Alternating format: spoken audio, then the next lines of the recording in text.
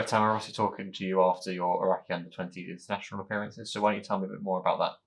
So I went to Iraq on international duty on the 15th of May. I played 2 games against 2 men's sides. They were in the first division. I played pretty well.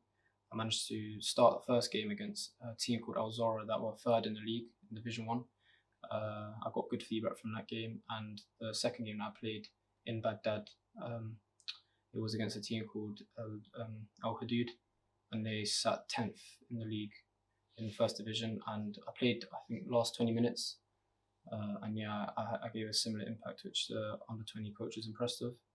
And then after that, we went to Saudi to play a tournament. The tournament was called WAFF Championship, and involved strictly under 19 players, but called an under 20 tournament. Managed to play the last 20 minutes of the first group stage game against Jordan, and then I didn't come on for the game against Albania, but then I started the game against Lebanon, which was a 3rd group stage match, and I played 60 minutes. I gave a decent showing, and fortunately we didn't manage to go through the group stage, because how the groups worked was first team from each group who had the most points would qualify, and second and third and fourth, obviously they couldn't be able to qualify for the knockouts. So we fell 2 points short of first place, so we weren't able to qualify. Obviously, including the on the pitch football experience, what was the whole thing like for you? The travelling over to the countries, everything like that. What was that like for you? Yeah, it was definitely a new experience. I've never stayed in another country for that long duration. It was a month and a half where I was in Iraq, and then I went to Saudi. It's a completely new experience. You've got to it does test mental resilience, and at times you feel homesick. You feel like you miss your parents, for example. You miss family. You miss friends. You miss your own club as well. You miss football in Swindon. But you just got to stay strong, because you're there international duty for a reason. You're there because you've been called up, because they're asking of you to play for your country. It's a big achievement. And what's the football like, I suppose, on that sort of international youth stage for you? It's not too different to football in Swindon, but I would say they fine tune more on tactics, so specific ways of playing. They want you to they focus more on like passing, long range passing, instead of playing on the floor at times. And they don't like to they're not a very direct team, I would say, as Swindon, when we play, we like to get forward as quick as possible. When in Iraq, it's more, can we settle down, can we make strings of passes, and then can we break teams just by passing them out the park.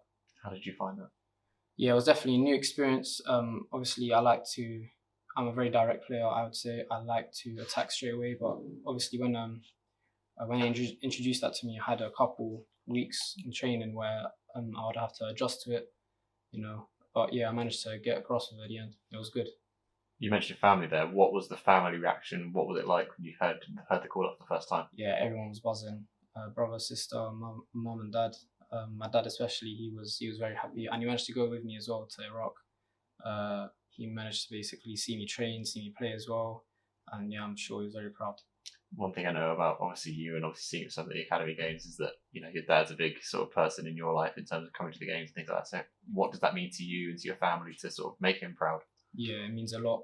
Obviously, my footballing journey has definitely never been a straight path. I've had highs, I've had lows, and I've shared those highs and lows with my dad, I would say, and he's helped me, get out sometimes in dark places like, where I've been questioning before I came to Swindon, can I really, compete for a professional contract, or can I, get this scholarship that I was desperately waiting for. But I'm grateful that I managed to come to Swindon, managed to play my football here, and definitely my dad played a very, very big part in all of that. If we look at the positives, of course, last season was an exceptional season for the under-18s, both as a team and also yourself collectively toppled up with that international call-up. How much confidence did the sort of your level of performance and the team's performance last season help you going into that international duty? Yeah, I would say the momentum that we created from last season's performances definitely helped me stay strong, stay confident in my abilities. And when I when I played for Iraq, I could feel that I was sharp, mentally I was strong, and I was just determined to continue performing like I did in Swindon. You spoke about it a little bit, of course, but where does it rank in terms of your proudest moment as a footballer so far?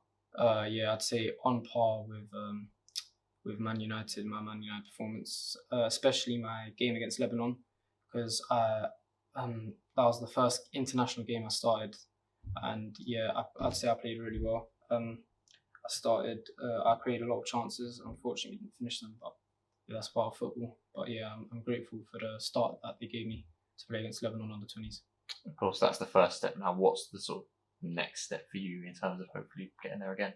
Hopefully, I can be involved in more games. Hopefully, start as well, become a starting 11, because I'm yet to put myself out in starting 11. I'm yet to show what I've got in the tank, and also hopefully I can be involved in Asian Cup games and World Cup games that will be soon be approaching.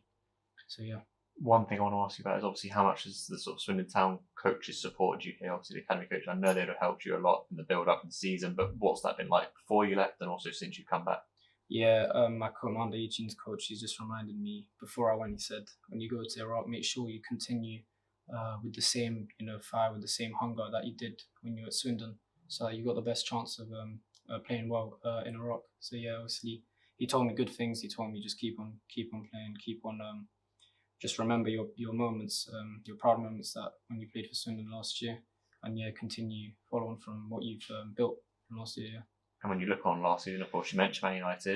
We mentioned obviously the league was a successful one as well. Yeah. Coupled with Iraq under-20s call up.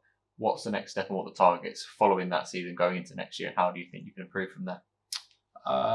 Yeah, I think hopefully as a team we've got good competition. We're performing really well in pre-season. I hope we can go one further than what we did in the Youth Cup last year. And also we fell short of the league last year. Hopefully we can win the league. We've got a good squad. I think we can challenge for the league. And yeah, the League Cup as well is up for grabs. So just stay as consistent as we can, score as many goals as we can, be a team that is horrible to play against in the league, and yeah, just continue like that. Yeah. On a personal note, yeah, I would say increase my goal and assist tally, get double figures in goals and assists hopefully, and yeah, cement myself in the starting 11. Just finding how much you're looking forward to getting going now in the new season. Well, I can't wait, to be honest. Yeah, a lot of training, a lot of pre-season work. Yeah, I'd say we're ready. We've got good fixtures as well in pre-season that we still yet to play. All good preparation for our first game of the season.